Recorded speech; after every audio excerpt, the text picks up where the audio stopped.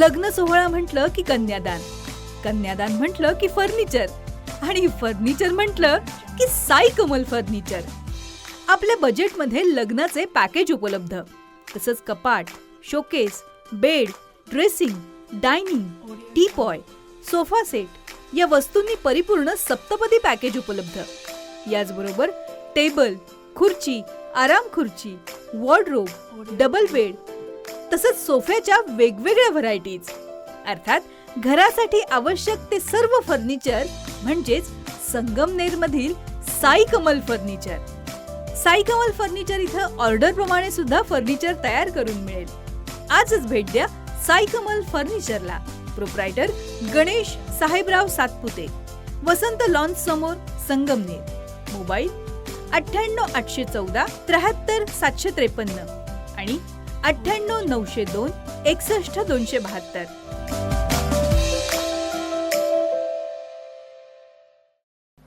महाराष्ट्र के doer and dynamic chief minister Shri Devendra Fadnavis, Shri Uday Samant minister of industries, Maharashtra government, doctor Radhakrishna Vikhe Patil minister of water resources, MLAs from Ahilya General Anil Chauhan, Chief of Defence Staff and Secretary DMA, Sri Sanjeev Kumar, Secretary Defence Production, Dr. Sabir Kamath, Secretary DD R&D and the Chairman DRDO, Sri Ganesh Nebe, CMD Nebe Group, Swami Brahma Vihari Ji Maharaj, senior officers from Indian Army, Indian Navy, Indian Air Force, officers from the government of India and government of Maharashtra, यहाँ मौजूद सारे industry leaders and members of the नीबे group, friends from media, gentle ladies and gentlemen, तुम्ही सगळे कसे आहात? तुमच्या सर्वांमध्ये येऊन मला खूप आनंद झाला आहे. और मैं मित्रों को कहना चाहूंगा कि यहां आने के बाद जो कुछ भी अपने आंखों से प्रत्यक्ष मैंने देखा है, सचमुच मुझे बहुत ही आनंद की अनुभूति हुई है. और मेरा विश्वास यह पक्का हुआ है, भारत में टैलेंट की कमी नहीं है, भारत में बड़े कलेजे वालों की कमी नहीं है. उन्हें अवसर मिलना चाहिए, और यह करके यदि किसी ने दिखाया है तो गणेश नीबे ने करके दिखाया है. और आप जानते हैं कि एक प्रख्यात कवि दुष्यंत कुमार हुआ करते थे. उन्होंने कहा है, कौन कहता है आसमान में सुराग नहीं हो सकता, एक पत्थर तो तबीयत से उछालो यारो. यह करके यहां पर गणेश नीबे ने दिखा दिया है. और जो कुछ भी प्रत्यक्ष अपनी आंखों से देखा है, यहां आने के पहले मुझे अनुमान नहीं था. और मेरा विश्वास पक्का हुआ है, जो भारत कभी वेपन्स के मामले में दुनिया का एक बड़ा इंपोर्टर माना जाता था, अब भारत को दुनिया का सबसे बड़ा एक्सपोर्टर बनने में आगामी 25-30 वर्षों के अंदर दुनिया की कोई ताकत रोक नहीं सकती. आज यदि मैं आया हूं, सबसे पहले मैं शिरडी की ऐतिहासिक और आध्यात्मिक भूमि से एक नए युग के इस शंखनाद के अवसर पर आप सबको अपनी तरफ से हार्दिक बधाई देता हूं. इसे मैं नए युग का शंखनाद इसलिए कह रहा हूं क्योंकि आज रक्षा और अंतरिक्ष क्षेत्र में भारत की आत्मनिर्भरता का एक गोल्डन चैप्टर लिखा जा रहा है. साथियों, मैं नीबे ग्रुप को, यहां उपस्थित आप सभी गणमान्य जनों को और पूरे देश को इस ऐतिहासिक अवसर पर हार्दिक बधाई देता हूं. मैं विशेष रूप से महाराष्ट्र की जनता को भी बधाई देता हूं. जब से श्री देवेंद्र फडणवीस जी ने महाराष्ट्र के मुख्यमंत्री पद की जिम्मेदारी संभाली है, यह प्रदेश लगातार विकास के पथ पर तेजी से अग्रसर है. स्वयं गणेश नीबे ने मुझे इस बात की जानकारी दी यह यूनिट यहां पर स्टैब्लिश करने में किस प्रकार का सहयोग यहां के चीफ मिनिस्टर ने और उनकी गवर्नमेंट ने किया है। मैं इसके लिए यहां के चीफ मिनिस्टर श्री देवेंद्र फडणवीस जी की भूरी भूरी प्रशंसा करता हूं। सुशासन यानी गुड गवर्नेंस, शांति और स्थिरता के इस माहौल ने महाराष्ट्र को विकास की एक नई ऊंचाइयां दी हैं। साथियों, मैं मानता हूं कि आज का यह कार्यक्रम एक नहीं, दो नहीं, बल्कि कई माइलस्टोन्स वाला यह कार्यक्रम है। पहला तो यह कि आर्टिलरी शेल्स बनाने के एक आधुनिक कारखाने का आज उद्घाटन हो रहा है, जिसकी एनुअल कैपेसिटी 5 लाख शेल्स बनाने की है। 5 लाख शेल्स एक साल में बनाने की क्षमता इस फैक्ट्री की है। दूसरा, यूनिवर्सल रॉकेट लॉन्चिंग सिस्टम से जुड़े मिसाइल कॉम्प्लेक्स की भी यहां पर फाउंडेशन स्टोन रखी गई है। और तीसरा, ब्लैक स्काई के साथ एक ऐसा कॉन्ट्रैक्ट किया जा रहा है जो सैटेलाइट असेंबलिंग की दिशा में हमारे प्राइवेट इंडस्ट्री को अंतरिक्ष की ऊंचाइयों तक ले जाएगा, ऐसा मेरा पक्का विश्वास है। साथियों, इसके अलावा 15 टन पर डे की क्षमता वाला renewable bio energy compressed biogas plant भी यहां स्थापित हो रहा है, जो स्वदेशी पेटेंट टेक्नोलॉजी पर पूरी तरह से आधारित है। यानी धरती से लेकर आकाश तक, आर्टिलरी शेल से लेकर सैटेलाइट तक, आज का दिन हमारे पूरे रक्षा और अंतरिक्ष इकोसिस्टम के लिए एक बहुत बड़ा दिन है। साथियों, जब भी हम सैन्य तैयारियों की बात करते हैं तो आमतौर पर बंदूक, टैंक, मिसाइल, फाइटर जेट की चर्चा होती है। लेकिन जिस प्रकार एक वॉरियर के लिए, एक योद्धा के लिए उसका अस्त्र महत्वपूर्ण है, उतना ही महत्वपूर्ण उसका गोला बारूद भी होता है। आज जिस प्लांट का यहां पर उद्घाटन हो रहा है, यह एडवांस एक्सप्लोसिव, आरडीएक्स और आधुनिक प्रपल्सन टेक्नोलॉजी पर पूरी तरह से आधारित होगा। यह प्लांट निश्चित रूप से हमारे जो सशस्त्र बल हैं, हमारी जो आर्मी है, उसकी ऑपरेशनल आवश्यकताओं को पूरा करते हुए भारत के रक्षा उद्योग को मजबूत करने की दिशा में भी एक बड़ा कदम है।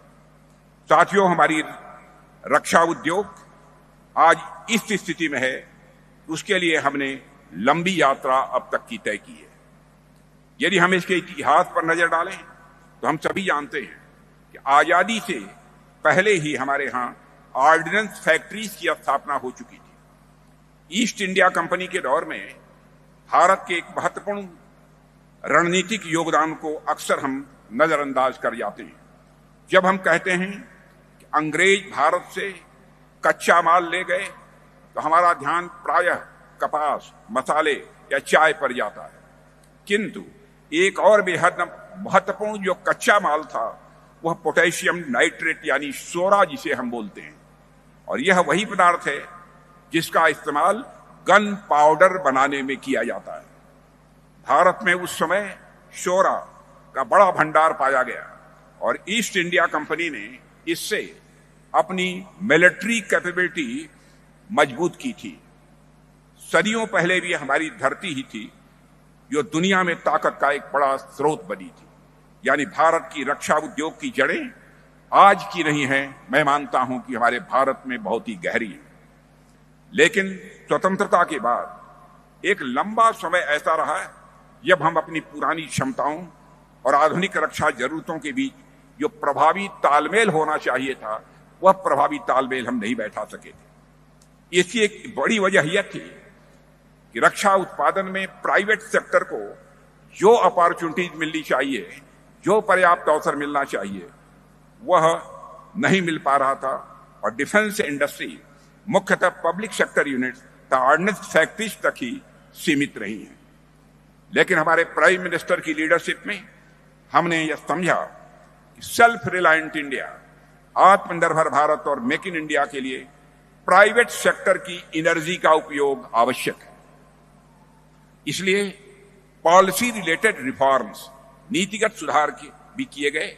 एफडीआई को, फॉरेन डायरेक्ट इन्वेस्टमेंट को लिबरलाइज किया गया, स्ट्रेटेजिक पार्टनरशिप मॉडल को लागू किया गया, पॉजिटिव इंडियनाइजेशन लिस्ट लाई गई।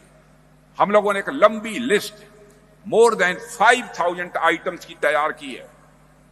जब से डिफेंस मिनिस्टर के रूप में जिम्मेदारी हमने संभाली है, प्राइम मिनिस्टर मोदी जी की लीडरशिप में हम लोगों ने एक पॉजिटिव इंडिजिनाइजेशन लिस्ट तैयार की है, जिसमें मोर देन 5000 आइटम्स हैं। पॉजिटिव इंडिजिनाइजेशन लिस्ट का मतलब यह होता है कि हम लोगों का यह संकल्प है, चाहे भी जो भी होगा, जो भी इस पॉजिटिव इंडिजिनाइजेशन लिस्ट में आइटम्स हैं, हम उनको निर्धारित समय के अंदर हम भारत की धरती पर बनाएंगे, भारतीयों के हाथों से बनाएंगे। हम दुनिया के किसी देश से उसको इंपोर्ट नहीं करेंगे। इसके लिए जो भी आइटम्स लिए जा सकते हैं, उन आइटम्स को इसमें शामिल किया गया है। आईडेक्स, अदिति और टीडीएफ जैसी योजनाओं से हमारे जो यंग इनोवेटर्स हैं, उनको भी बराबर प्रोत्साहन देने का काम हमारी सरकार कर रही है। साथियों, मुझे याद है जब हमने पॉजिटिव इंडिजिनाइजेशन लिस्ट जारी की, कुछ लोगों ने उस समय सवाल उठाए कि क्या भारत अपने बलबूते पर ऐसे हथियार बना पाएगा। लेकिन हमें अपनी धरती पर, अपने लोगों पर भरोसा था। जब देश चंद्रयान और मंगलयान भेज सकता है, तो उसे गोला बारूद बनाने में कितनी देर लगेगी। इसके कारण मेरा विश्वास और पक्का हुआ और मेरा भी हौसला बुलंद हुआ। हमने यह अनुभव किया कि जो देश अपने हथियार खुद बनाता है, वही देश अपनी तकदीर भी खुद लिखता है। साथियों, अब दुश्मनों को जवाब हमारी सेना देगी और ताकत हमारे ये कारखाने देंगे। और हमारी सोच का नतीजा आज सबके सामने है। आज स्थिति यह है साथियों कि विदेशी कंपनियां भी हमसे जुड़ना चाहती हैं, फॉरेन कंपनीज भी हमारे साथ जुड़ना चाहती हैं, हमारे साथ टेक्नोलॉजी ट्रांसफर वह करना चाहती हैं। आज के कुछ वर्षों पहले भारत की यह स्थिति नहीं थी। यानी कि हम डिफेंस सेक्टर में मजबूती के साथ अपनी पहचान बना रहे हैं, और केवल अपनी पहचान बना नहीं रहे हैं, बल्कि अपनी पहचान को बढ़ा भी रहे हैं। और आज मुझे यह कहते हुए अत्यंत प्रसन्नता भी हो रही है कि हमारे द्वारा किए गए प्रयास अब रंग ला रहे हैं। पहले जहां डिफेंस प्रोडक्शन में प्राइवेट सेक्टर का रोल बहुत ही नेग्लिजिबल, बहुत ही नगण्य हुआ करता था, आज वह लगभग 25 से लेकर 30% तक पहुंच चुका है। और हमारा लक्ष्य है कि आने वाले समय में इसे हम 50% तक ले जाएं। और साथियों, आज का यह आर्टिलरी सेल्स बनाने का कारखाना, यह मिसाइल कॉम्प्लेक्स और यह अंतरिक्ष कॉम्प्लेक्स, इसी बदलाव का मैं समझता हूं कि जीवंत प्रमाण है। साथियों, यह वो नया भारत है जो प्राइवेट सेक्टर केवल नट्स और बोल्ट्स का सप्लायर नहीं है, जो प्राइवेट सेक्टर केवल नट्स और बोल्ट का सप्लायर नहीं है, बल्कि पूरे के पूरे एडवांस्ड और state of the art weapon system का इनोवेटर भी है और साथ ही साथ प्रोड्यूसर भी है। जब सरकार का विजन और प्राइवेट सेक्टर का इनोवेशन दोनों साथ आते हैं, तब राष्ट्र नई ऊंचाइयों को छूता है। और आज हम वही होते हुए प्रत्यक्ष अपनी आंखों के सामने देख रहे हैं। साथियों, जब हम प्राइवेट सेक्टर को बढ़ावा देने की बात करते हैं, तो उसके पीछे एक बड़ा कारण यह होता है कि प्राइवेट सेक्टर में रिस्क लेने की क्षमता होती है, जोखिम उठाने की क्षमता होती है, जोखिम उठाने का हौसला होता है। प्राइवेट सेक्टर मतलब एफिशिएंसी, प्राइवेट सेक्टर मतलब इकोनॉमिक डेवलपमेंट, प्राइवेट सेक्टर मतलब research and development, private sector मतलब इमेजिनेशन। इसीलिए रक्षा और अंतरिक्ष के क्षेत्र में प्राइवेट सेक्टर के आ जाने से यहां और भी ज्यादा इन्वेस्टमेंट और डेवलपमेंट देखने को मिल रहा है। साथियों, जैसे आज जिन प्लांट्स की शुरुआत हुई है, वे केवल प्रोडक्शन यूनिट नहीं, बल्कि रिसर्च ओरिएंटेड हब्स भी बनने जा रहे हैं। आज जो कुछ भी मैंने देखा है, उस आधार पर मैं कह सकता हूं, जहां एडवांस एक्सप्लोसिव से लेकर नेक्स्ट जनरेशन वेपन्स तक पर काम होगा, और इससे हमारी आर्म्ड फोर्सेज की क्षमता स्वाभाविक रूप से और अधिक मजबूत होगी। यूनिवर्सल रॉकेट लॉन्चिंग सिस्टम का मिसाइल कॉम्प्लेक्स भारत के युद्ध प्रणाली को एक नई दिशा देगा, ऐसा मेरा विश्वास है। इंडिजिनस टेक्नोलॉजी से युक्त यह रॉकेट सिस्टम हमारी सेना की मारक क्षमता को कई गुना बढ़ाएगा और हमारी रणनीतिक रूप से यह गेम चेंजर साबित होगा, ऐसा मेरा मानना है। यहां से निकला सूर्यास्त दुश्मनों के मंसूबों का सूर्यास्त करने के लिए पर्याप्त होगा, ऐसा भी मेरा विश्वास है। भाइयों और बहनों, यह मैं पूरे भरोसे के साथ कह सकता हूं कि यहां से निकला यह सूर्यास्त दुश्मनों के मंसूबे का सूर्यास्त करने के लिए पर्याप्त होगा। और साथियों, आज का दिन डिफेंस सेक्टर के साथ साथ स्पेस सेक्टर के लिए भी अत्यंत महत्वपूर्ण है। एक समय स्पेस सेक्टर मुख्यतः इसरो तक सीमित था, लेकिन हमारे प्रधानमंत्री जी के विजन और सरकार के रिफॉर्म्स के कारण प्राइवेट सेक्टर के लिए भी यह क्षेत्र खुला हुआ है। इन स्पेस के गठन और इसरो की टेक्नोलॉजी व सुविधाओं को साझा करने से प्राइवेट कंपनी अब तेजी से आगे बढ़ रही हैं और इसी दिशा में नीबे लिमिटेड, हमारे गणेश नीबे की चेयरमैनशिप में और ब्लैक स्काई के बीच हुआ एग्रीमेंट सैटेलाइट असेंबलिंग के क्षेत्र में एक नए युग की शुरुआत करेगा, ऐसा मेरा विश्वास है। साथियों, आज सैटेलाइट्स केवल डिफेंस तक सीमित नहीं है। मौसम का पूर्वानुमान, कृषि, आपदा प्रबंधन, जीपीएस नेविगेशन, टेलीमेडिसिन और एजुकेशन जैसे अनेक क्षेत्रों में यह महत्वपूर्ण भूमिका निभा रहा है। साथियों, मुझे खुशी है कि यह इस्टेब्लिशमेंट केवल हाई टेक्नोलॉजी इंडस्ट्री ही नहीं, बल्कि एमएसएमई, छोटे उद्योगों और लोकल इकोनॉमी के लिए भी एक बड़ा इकोसिस्टम तैयार करने में सफल होगा। साथियों, एम्यूनिशन, मिसाइल, रॉकेट सिस्टम और सैटेलाइट पार्ट्स के प्रोडक्शन से एंसिलरी यूनिट्स, सप्लायर्स और वेंडर्स जुड़ेंगे, रोजगार बढ़ेगा और शिरडी सहित आसपास के नौजवानों को कटिंग एज टेक्नोलॉजी का स्किल सेट प्राप्त होगा, एवं वे और अधिक सामर्थ्य के साथ इस राष्ट्र के निर्माण में अपना कंट्रीब्यूशन दे पाएंगे। साथियों, आज सिक्योरिटी और इकोनॉमी को अलग अलग नहीं देखा जा सकता। मजबूत अर्थव्यवस्था ही मजबूत सेना और आधुनिक सुरक्षा क्षमता का यह आधार बनती है। और मजबूत सुरक्षा, निवेश, उद्योग और विकास के लिए एक अस्थायी स्टेबल माहौल तैयार करती है। लेकिन आज ट्रेड, सप्लाई चेन और रेयर अर्थ मिनरल्स तक का वेपनाइजेशन तेजी से हो रहा है, जिसे हम लोग देख रहे हैं। ऐसे समय में अगर डिफेंस मैन्युफैक्चरिंग के लिए हम दूसरों पर निर्भर रहते हैं, तो हमारी सुरक्षा और अर्थव्यवस्था निश्चित रूप से यह खतरे में पड़ सकती है। इसलिए डिफेंस मैन्युफैक्चरिंग केवल युद्ध की जरूरत नहीं है, बल्कि शांति, विकास और इकोनॉमिक रेजिलियंस की भी यह आवश्यकता है। मैन्युफैक्चरिंग सेक्टर, खासकर डिफेंस मैन्युफैक्चरिंग, भारत को नई ऊंचाइयों तक ले जा सकता है। इसी सोच के तहत पिछले वर्षों में हमने बहुत ही बोल्ड रिफॉर्म्स भी किए हैं। जैसे ऑर्डिनेंस फैक्ट्री बोर्ड्स का कॉर्पोरेटाइजेशन हमारी गवर्नमेंट ने किया है, ताकि उन्हें अधिक ज्यादा इफेक्टिव बनाया जा सके और उनके कामकाज को ज्यादा ट्रांसपेरेंट बनाया जा सके, आधुनिक और कॉम्पिटिटिव बनाया जा सके। और इस कॉर्पोरेटाइजेशन के बाद आज वे और भी ज्यादा शक्ति के साथ काम कर रहे हैं और अधिकांश हमारी ऑर्डिनेंस फैक्ट्रीज के जो पीएसयूज बने हैं वो प्रॉफिट में इस समय काम कर रहे हैं।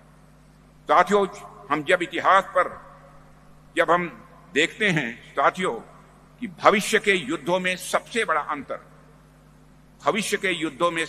अंतर इस बात पर निर्भर नहीं करेगा कि आपके पास सैनिकों की संख्या कितनी है, बल्कि इस बात पर निर्भर करेगा कि आपका देश म्यूनिशन और ऑटोमेशन की दृष्टि से कितना एडवांस है और कितना कैपेबल है। इसकी झलक हम रूस और यूक्रेन के युद्ध में देख रहे हैं और वेस्ट एशिया में चल रहे संघर्ष में भी यह हम देख रहे हैं। भारत ने भी अपनी इसी शक्ति का परिचय ऑपरेशन सिंदूर के दौरान भी दिया है, मेरे बहनों भाइयों। और साथियों, आज के युद्धों में स्पीड और प्रिसीजन, सटीकता बहुत ही महत्वपूर्ण होती है।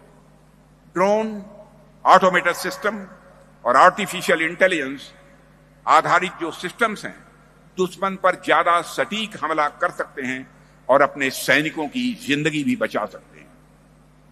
साथियों, इसका एक और लाभ सीमा सुरक्षा से भी जुड़ा हुआ है। भारत का जो ज्योग्राफिकल एरिया है वह बहुत ही कठिन है, जटिल है, टफ है। हर जगह सैनिकों की तैनाती करना यह कोई आसान काम नहीं होता।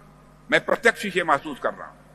और ऐसे में ऑटोमेटेड निगरानी सिस्टम, रोबोटिक वाहन और सेंसर दिन रात सीमा की निगरानी कर सकते हैं, ऐसा सभी अब स्वीकार करने लगे।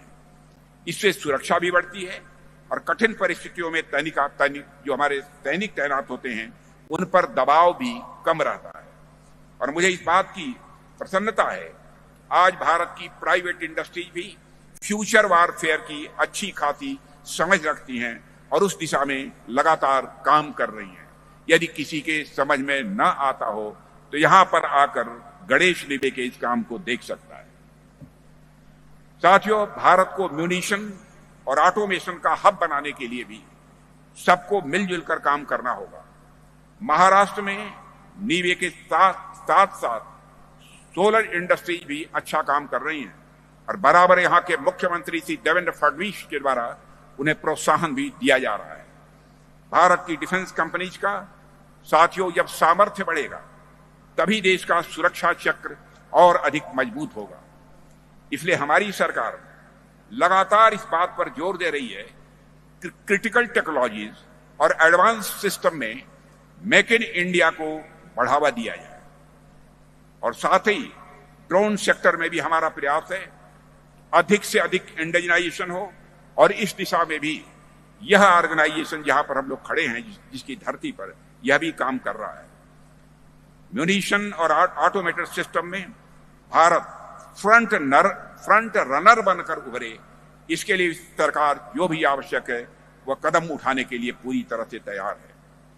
और साथियों, हम लोग मानते हैं कि मशीनों पर ज्यादा निर्भरता इंसानी फैसलों को कमजोर कर सकती है और ये चिंता कुछ हद तक सही है।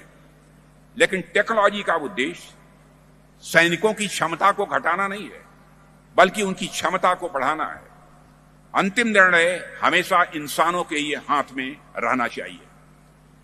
साथियों, चूंकि भविष्य के युद्धों में आधुनिक हथियार और ऑटोमेटेड सिस्टम की भूमिका बहुत बड़ी हो रही है, इसलिए भारत को इस दिशा में आगे बढ़ना बहुत ही आवश्यक है। मैं देश की सभी डिफेंस कंपनीज से, शिरडी की इस धरती से यही आग्रह करना चाहता हूं कि आप लोग भविष्य के युद्धों के लिए भारत का सामर्थ्य बढ़ाएं। और साथियों, हम जब इतिहास पर नजर डालते हैं तो हमें यह दिखता है, महाराष्ट्र का जहां तक सवाल है, महाराष्ट्र ने हमेशा सुरक्षा और स्वाभिमान की एक नई मिसाल पेश की है। मैं यहां पर बहुत सारे उदाहरण देकर उसको स्पष्ट नहीं करना चाहता।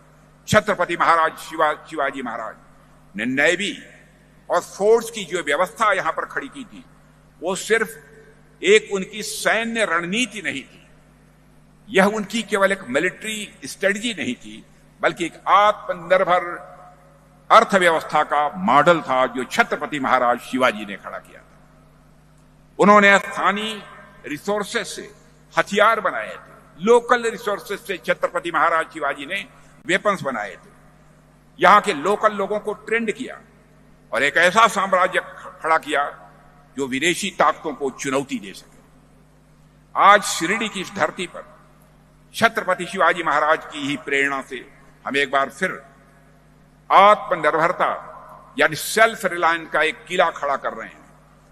जिस महाराष्ट्र ने देश को छत्रपति महाराज शिवाजी महाराज जैसा राजा दिया, जिस महाराष्ट्र ने लोकमान्य तिलक जैसे क्रांतिकारी दिए, वो धरती भला डिफेंस के मामले में पीछे कैसे रह सकती है, इसकी कल्पना भी नहीं की जा सकती। इसी धरती से स्वराज्य हमारा जन्मसिद्ध अधिकार है का यह नारा भी निकला था। मेरे साथियों, असल मायने में तिलक के सपने को अब हम साकार कर रहे हैं। इन सब प्रयासों में सबसे सुखद बात यह है कि प्राइवेट सेक्टर अपनी बहुत ही अहम भूमिका का निर्वाह कर रहा है और यह दिखाता है गवर्नमेंट की सही पॉलिसीज और सपोर्ट से हमारा प्राइवेट सेक्टर किसी भी चैलेंज का सामना करने में पूरी तरह से सक्षम है। बस जरूरत है एक भरोसे की, जरूरत है एक साझेदारी की, जरूरत है एक पार्टनरशिप की। और आज का दिन मैं मानता हूं आज का दिन वही विश्वास पैदा कर रहा है, आज का दिन वही भरोसा जगा रहा है। साथियों, मैं नीवे ग्रुप के तमाम मैनेजर्स, इंजीनियर्स, साइंटिस्ट, कर्मचारियों और उन प्रोजेक्ट से जुड़े सभी स्टेक होल्डर को बधाई देता हूं और मुझे विश्वास है कि इस पहल से स्थानीय स्तर पर एक पूरा इकोसिस्टम डेवलप होगा। सैकड़ों एमएसएमई को ताकत मिलेगी, हजारों नौजवानों को स्किल और एम्प्लॉयमेंट मिलेगा। मेरी सभी प्राइवेट प्लेयर से अपील है कि और अधिक संख्या में आगे आएं, डिफेंस और एरोस्पेस में इन्वेस्ट करें। साथियों, हम सब मिलकर संकल्प लें कि हम भारत को डिफेंस और स्पेस टेक्नोलॉजी में पूरी तरह से सेल्फ रिलायंट बनाएंगे, पूरी तरह से आत्मनिर्भर बनाएंगे। आत्मनिर्भर भारत यानी सुरक्षित भारत। आत्मनिर्भर भारत माने सक्षम भारत और आत्मनिर्भर भारत माने शक्तिशाली भारत। साथियों, आप जानते हैं महाराष्ट्र तो गणपति बप्पा का यह प्रदेश है और आप सब तो जानते हैं कि इस प्रदेश की एक और खासियत है, यहां पर हर जिले में गणपति जी का एक अलग रूप है, एक विशिष्ट रूप है। जिस शिरडी की पावन भूमि पर हम यहां पर खड़े हैं वह पंचमुखी विष्णु गणपति जी की महिमा यहां पर बरसती है। यह वह धरती है, बिना उनके आशीर्वाद के भला हम अपने लक्ष्यों को कैसे प्राप्त कर सकते हैं, इसकी कल्पना भी नहीं की जा सकती। इसलिए अंत में श्री पंचमुखी विष्णु गणपति जी के आशीर्वाद की कामना करते हुए और श्री गणेश नेवे और इस नेवे ग्रुप को अपनी तरफ से हार्दिक शुभकामनाएं देते हुए यहीं पर अपना निवेदन समाप्त करता हूं। आप सबको बहुत बहुत धन्यवाद। मुळव्याध, भगंदर, फिशर, पायलोनायडल सायनस, बद्धकोष्ठता किंवा गुदविकार यासारख्या त्रासाने त्रस्त आहात का? वेदनादायक शस्त्रक्रियेची भीती वाटतेय? तर आता चिंता सोडा। जर्मनीतील अत्याधुनिक लेझर तंत्रज्ञान आता प्रथमच संगमनेरमध्ये डॉक्टर सोनाली सुशांत गीते यांच्याकडे उपलब्ध झालंय। 7 वर्षांचा प्रदीर्घ अनुभव, 1000 पेक्षा अधिक यशस्वी शस्त्रक्रिया। ठिकाण केएम हॉस्पिटल, विठ्ठल मंदिरासमोर, अकोले बायपास रोड, संगमनेर। संपर्क 90 677 95 189।